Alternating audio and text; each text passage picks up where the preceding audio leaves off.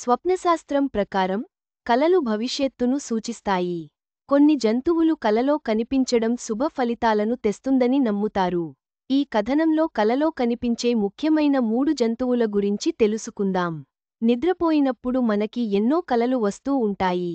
కానీ ఒక్కోసారి మనం కన్న కలల్ని మనం మర్చిపోతూ ఉంటాము. కానీ కొన్ని కలలు మాత్రం భయంకరమైన వాటిగా ఉంటాయి. అటువంటి కలలు వస్తే మర్చిపోవడానికి కూడా కష్టంగా ఉంటుంది. కొన్ని రోజులు పాటు అవి మనల్ని వెంటాడుతూ ఉంటాయి.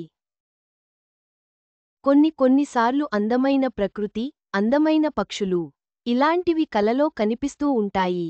ఒక్కోసారి మనకి కలలో జంతువులు కూడా కనిపిస్తాయి.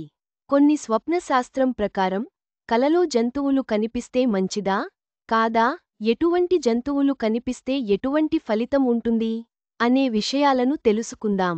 ఒక్కోసారి మనకి కలలో జంతువులు కనిపిస్తూ ఉంటాయి. స్వప్నశాస్త్రం ప్రకారం కలలో జంతువులు కనిపిస్తే శుభప్రదం. కొన్ని జంతువులు కనుక కలలో కనపడితే అనేక శుభ ఫలితాలను అందుకోవచ్చు.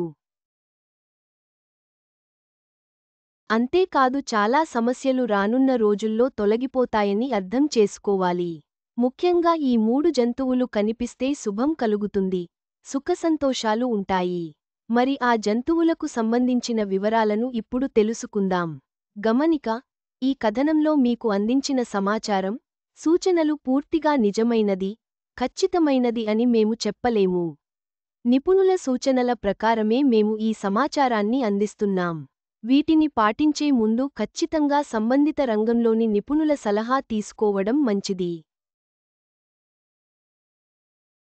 కలల విశ్లేషణ వ్యక్తిగత అనుభవాలపై ఆధారపడి ఉంటుంది. ఈ సమాచారం సూచనార్థమే. నిజ జీవితంలో సమస్యలను పరిష్కరించుకోవడానికి నిపుణుల సలహా తీసుకోండి.